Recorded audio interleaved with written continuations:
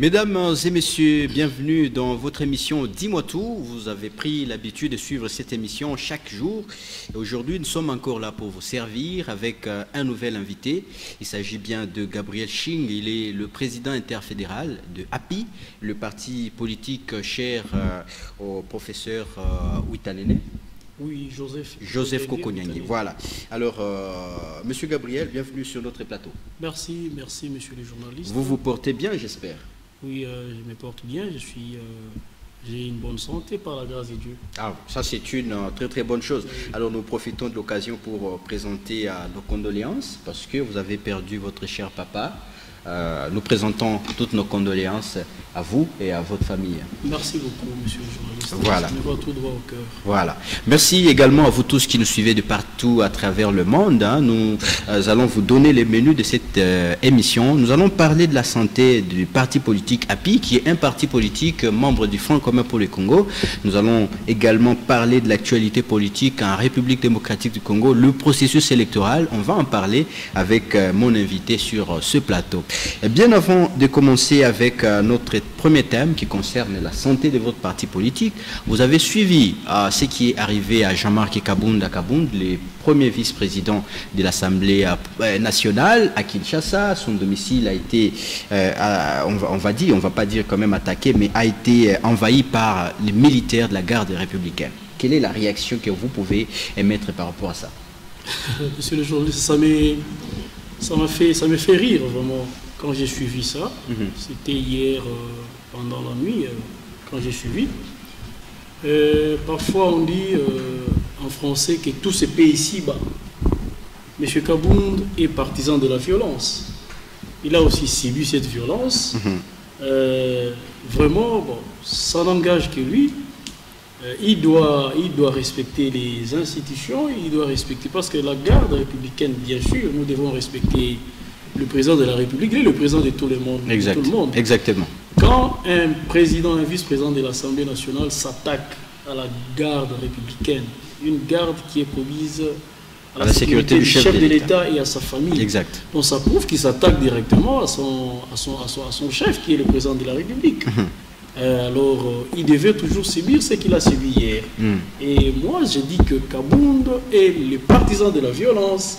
Il a subi aussi la violence. Voilà. Mais dans les informations que nous avons eues, Kabound a plutôt ordonné, n'est-ce pas, à ses policiers de pouvoir arrêter ces militaires de la garde républicaine qui roulaient en sens inverse, qui a violé le code de la route.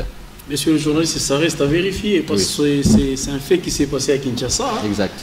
C'est sûr et certain peut-être qu'il y avait du malentendu, mais ça reste à vérifier. Est-ce que vous craignez qu'il y ait rupture entre le président Félix et Jean-Marc Kabound, qui est l'actuel président de l'UDPS à d'intérim? Ah, ça n'engage que les gens de l'UDPS. Ça n'engage que les gens de l'UDPS. Ça va vous arranger, vous, du FCC? Non. Vous ne souhaitez pas ça? C'est un problème propre aux gens de l'UDPS. Voilà. Alors, nous allons entrer directement dans notre premier thème qui concerne l'API. Quelle est la santé actuelle de votre parti politique, cher professeur Joseph Kokonyangui? Oui, l'Alliance des paysans indépendants API en sigle, le parti ultra-kabiliste de l'honorable Joseph Kokonyangui Ouitanene se porte bien sur toute l'étendue de la République. Moi, je suis le président interfédéral du Grand Katanga. Oui. Je gère bien mon parti et mon parti est bien géré, mon parti fonctionne convenablement et nous nous préparons pour les échéances de 2023. Mais ne vous sent pas ces derniers temps sur le terrain, pas de manifestations, pas de marches de rue, pas de conférences pour appeler à vos militants, n'est-ce pas, de toujours vous faire confiance? Non, monsieur le journaliste, nous sommes là, parfois nous sommes toujours dans le média. Voilà pourquoi nous avons vous êtes dans les médias. Votre invitation pour parler aussi de notre parti, pour dire aux gens que nous sommes là, nous existons et le parti fonctionne. C'est ça. Et vous pensez qu'en 2023, le Front commun pour le Congo a encore une force pour reconquérir le pouvoir? Oui, nous allons conquérir le pouvoir parce que nous avons notre autorité morale qui a toute la force derrière lui et qui a la confiance de la population congolaise. C'est sûr et certain que le Front commun pour le Congo aura le pouvoir. Nous allons reconquérir le pouvoir en 2023. Et en parlant du président de la République, il y a d'ailleurs une frange de la société civile qui veut que l'ancien président de la République puisse comparaître, n'est-ce pas, dans les procès chez Beya et Bazana. Est-ce que c'est votre avis aussi? Non, moi j'appelle ça c'est du blabla. Les gens veulent juste entendre Kabila réagir et parler. Mais Kabila ne peut jamais réagir. Après les hold-up, il est toujours calme. Il est toujours calme. Oui. Et sa sagesse, c'est ça. Vous devez savoir que si nous autres nous persistons aujourd'hui, c'est grâce à la sagesse de Kabila. C'est grâce à la sagesse de Kabila. Et tout ce qui se passe ici, c'est du vent. C'est du vent, c'est du vent. Alors comment Kabila parlera au moment opportun. Alors comment parce qu'on est en train de les taquiner et qu'il va parler, non. Il parlera au moment opportun. Alors comment vous digérez tous ces départs au sein du FCC? On sent vraiment qu'il y a des gens qui sont en train de partir du FCC. Dernièrement, c'est le professeur Bochab et le professeur Lumano qui ont quitté le FCC, notamment leur parti d'abord le PPRD, puis le FCC par sur quoi? Oui, monsieur le journaliste, vous devez savoir que chacun, avant de faire la politique, il a sa vision. Nous sommes tous derrière la vision de Joseph Kabila Kabange, qui est notre autorité morale. Mais si ces gens-là ont estimé de quitter aujourd'hui les fonds communs pour le Congo, ça n'engage qu'eux. Nous ne devons pas les traiter des traîtres ou je ne sais pas quel mot. Des débauchés. Non, ça n'engage qu'eux. Ils ont choisi le moment de quitter. Mais nous, jusque-là, nous sommes avec notre autorité morale. Nous sommes derrière Joseph Kabila Kabange par les biais de notre autorité morale, Joseph Kokonyangi, qui est toujours l'ultra-kabiliste. Il est ultra-kabiliste et il soutient Kabila. Et vous-même, vous avez entendu ce que Joseph Kokonyangi avait dit récemment. Il dit non, lui et Joseph Kabila, c'est jusqu'à la mort. Exactement. Alors, l'Union sacrée est là. Pourquoi vous avez refusé d'adhérer? Parce qu'on a senti quand même des bonnes ambitions du président de la République. Vous n'avez pas été convaincu par la vision du président Tshisekedi? Non, d'ailleurs, je ne sais pas. L'Union sacrée, c'est quoi d'abord? Je ne sais même pas comment définir l'Union sacrée. C'est une vision du chef de l'État, selon les partisans de l'Union sacrée. Monsieur le journaliste, c'était juste une violation de la Constitution. Nos amis de l'IDPS n'ont pas su gérer le pays. Et ils ont compris ils sont venus avec cette histoire-là de quoi l'état des droits. Mais ce sont eux qui ont piétiné sur la Constitution. Exactement. Donc, on a compris qu'avec l'Union sacrée, c'était juste le débauchage, c'était juste manifester leur incompétence. Mais on a compris qu'il fallait aller dans des valeurs. Dans l'Union sacrée, moi, je pense qu'il y a des valeurs. Je ne pense pas qu'il y a des valeurs. Les gens qui sont partis dans l'Union sacrée, ils sont partis, ils sont là avec leur corps, leurs jambes, mais intérieurement, ils ne sont pas avec le président Tshisekedi. C'est vrai. Savoir, moi je vous dis. Comment ça? Moi, je vous dis. Croyez-moi, monsieur le journaliste. Donc ils sont là, mais leurs pensées sont toujours avec Joseph Kabila. Oui. En tout cas, ces mots-là, les gens de l'UDPS ne voudront pas l'entendre. Hein? Non, c'est ça. Ils doivent savoir ça. Ceux-là qui sont là juste pour le pouvoir. En tout cas. Et prochainement, ils vont encore ils vont transhumer comme c'est toujours l'habitude. Est-ce que Joseph Kabila sera aussi prêt à les accepter comme ça? Bon, Kabila, vous savez, c'est quelqu'un qui ne parle pas. C'est un papa pour tout le monde. Là, je ne peux pas trop parler sur ces points, mais on les jugera avec le temps. Parce que lui, il est là pour... C'est un homme de paix. Lui, là où il est, il y a toujours la paix. C'est lui qui veut travailler avec Kabila, c'est lui qui veut être derrière Kabila. Kabila ne peut jamais les chasser. Alors, nous continuons, mesdames et messieurs, avec notre émission. Vous pouvez également nous écrire au numéro affiché au bas de l'écran. Vous pouvez écrire à ce numéro-là. Vous allez entrer en contact avec nous directement. Alors, monsieur Gabriel, nous allons parler de l'actualité politique en République démocratique du Congo, notamment en ce qui concerne le processus électoral. La Commission électorale nationale indépendante est au complet.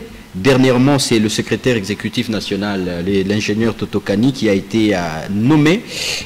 Comment vous réagissez, n'est-ce pas, à cette évolution du processus électoral? Bon, moi je comprends que la commission électorale mise en place, elle est là pour organiser les élections.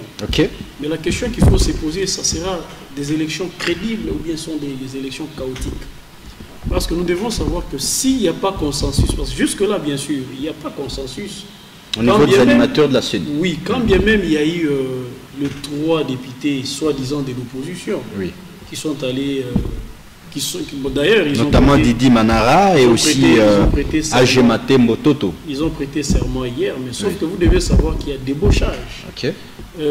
L'opposition, nous devons savoir que l'opposition parlementaire ou l'opposition en République démocratique du Congo est chapeautée par le FCC.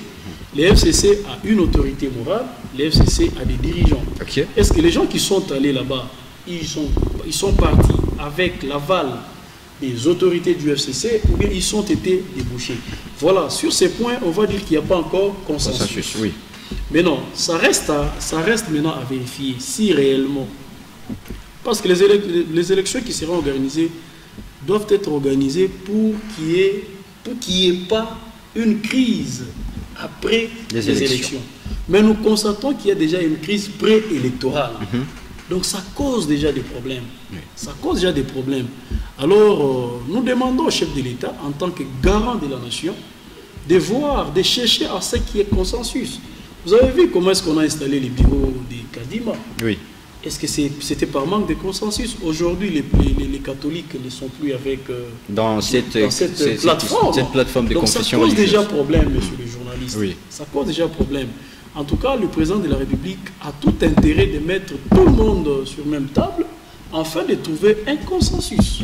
Alors, nous espérons que ce consensus sera trouvé, mais la machine électorale est déjà en marche et l'équipe Kadima est déjà au complet et la population attend les élections dans les délais constitutionnels. Mais il y a quand même certains acteurs politiques qui accusent le président Tshisekedi d'avoir anticipé sa campagne électorale, déjà qu'il était au Kasaï, avec un discours de quelqu'un qui vient encore solliciter un mandat. Oui, c'est prévisible, mais il faut savoir quel est le message qu'il est en train de véhiculer. C'est un message qui est en train de l'accuser davantage, de l'enfoncer davantage. Comment ça quand il dit par exemple que le pays est Koufakala, le pays est Koufakala? Bon, je conseillerais au président de la République, s'il est en train de m'écouter, de ne pas chercher à trop parler. Le président de la République, c'est un phénomène. Quand il parle, on sent que c'est un chef de l'État qui parle.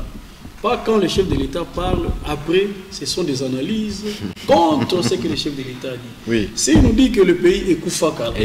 Mais, s'il vous plaît, monsieur le journaliste, un pays qui est mort il y a longtemps, je me rappelle, au niveau de la présidence, il y avait juste 415 personnels qui travaillaient là-bas, dans un pays où il est Koufakala. Mais aujourd'hui, nous avons plus de 1000. Maintenant, le pays où on est Koufakala, parce que mbongo ezate baozo mbongo neni pour payer si Koufaka.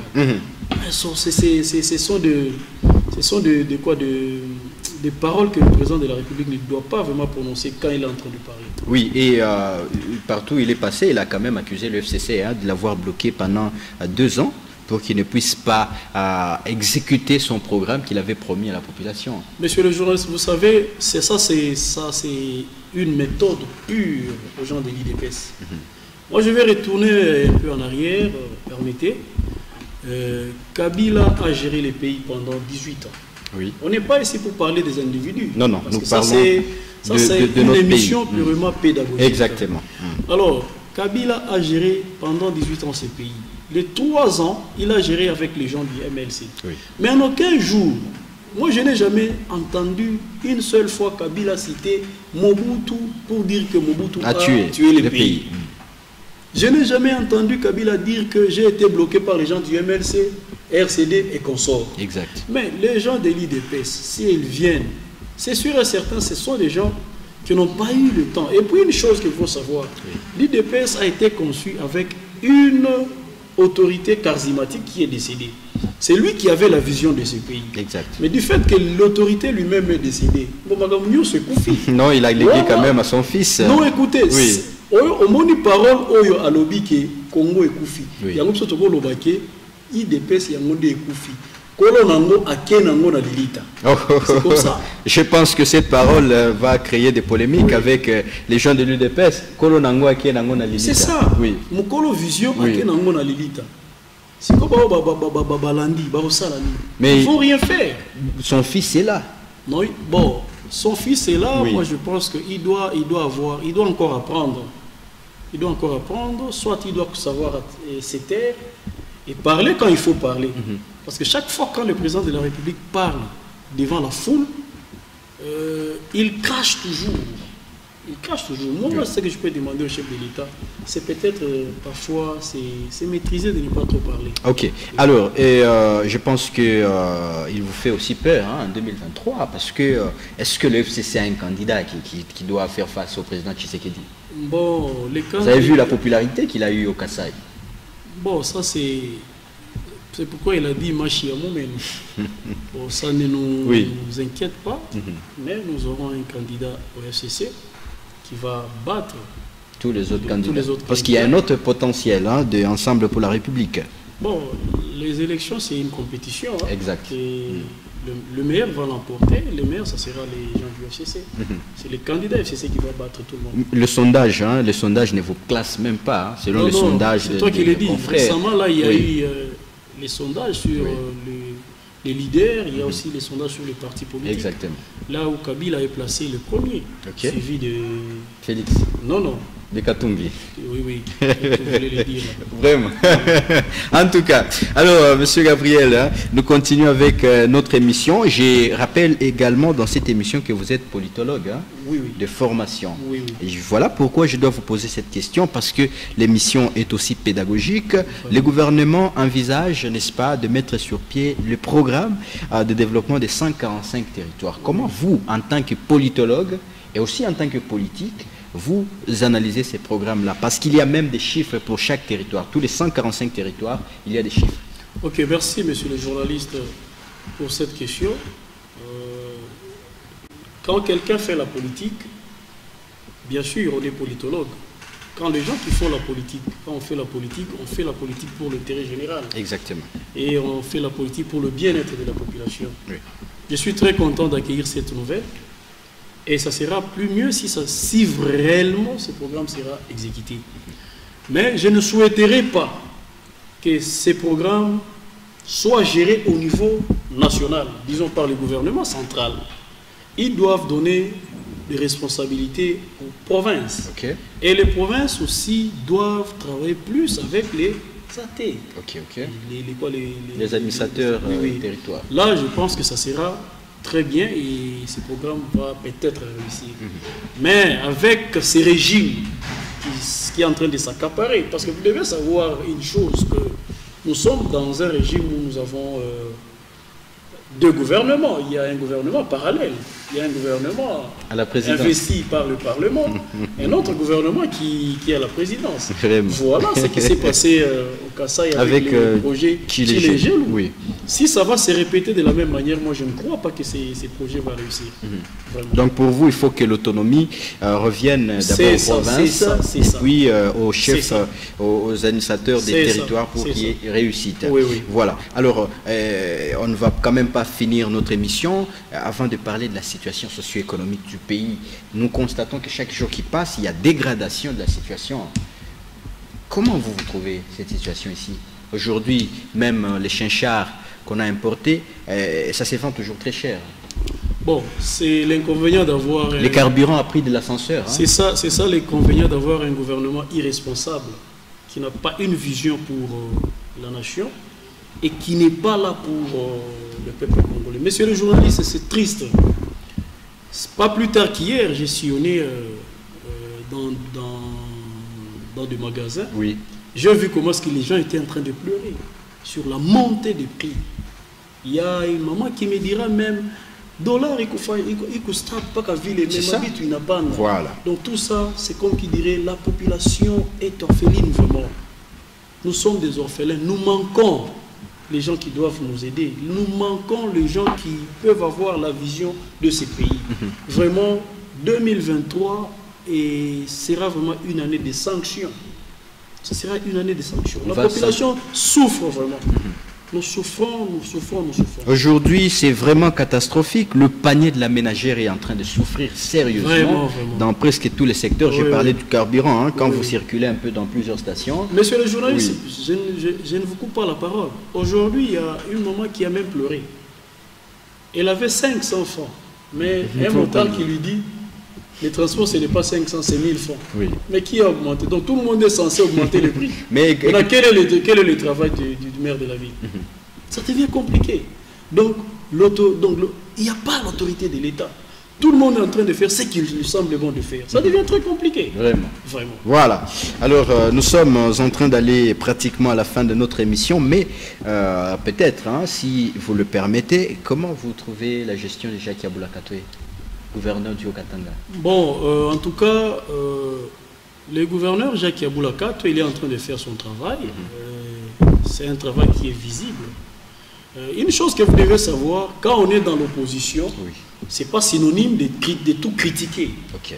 Là où ça marche, il faut apprécier. Il faut apprécier. Voilà. Voilà même. Si je vois que le travail que le gouverneur Jacques Yaboul est en train d'abattre dans le Haut-Katanga, c'est un travail vraiment félicité. Nous sommes en train de voir comment est-ce qu'il a fait des routes. C'est pour l'intérêt général de la population. Les opposants ne sont pas là pour... Et puis, une chose que vous devez savoir, l'opposition... On ne doit pas mélanger la haine et l'opposition. Okay. Quand le gouverneur travaille bien, il faut apprécier. Il faut apprécier. Oui. S'il ne travaille pas bien, on dénonce. Mais jusqu'à présent, moi je comprends et je vois que le gouverneur Yabula est en train de bien travailler. Donc il a une très très bonne vision. Bon, on va se rappeler qu'il a hérité ça on ne sait pas si c'est son ancien père politique, hein? On ne sait pas comment le dire. Hein? Dites, hein? Oui, on ne sait pas si c'est son ancien père politique. On ne sait pas si c'est son ancien père politique ou c'est son père politique. Bon, il avait quand même dit lui-même, hein, que c'était Joseph Kabila, son père politique et idéologique. Voilà, Monsieur Gabriel, nous sommes pratiquement à la fin de notre émission. Peut-être un grand message que vous pouvez lancer à la population qui vous suit à l'instant. Oui, je demanderai à la population d'être calme, de prier le bon Dieu et d'avoir toujours l'espoir en disant que 2023 s'approche, le grand changement sera là et le bonheur des Congolais sera rétabli par la grâce de Dieu, surtout le bon Dieu, et avec des gens qui ont les soucis de cette population. Bien, je vais dire les gens du FCC qui ont du côté de la population, comme nous autres ici, parce que je suis en train de parler devant mes potentiels candidats, monsieur le journaliste, il faut le savoir. Le potentiel électeur pour vous. Oui, voilà. Le potentiel électeur, voulais-je dire, monsieur. Exactement. Alors, on retient de vous qu'en 2023, ça sera un vote sanction. Oui, comme vous le dites, monsieur le journaliste. Merci beaucoup d'être venu sur ce plateau. C'est moi qui vous remercie, monsieur le journaliste. Merci également à vous tous. Merci en tout cas à Raphaël Kassongo. Merci à l'ingénieur Yves Chemou. Merci également à Christian. C'est Christian. Christian qui nous accompagne aussi depuis un temps. Pour la réussite de cette émission, on s'est fixé rendez-vous très très prochainement. Bye bye.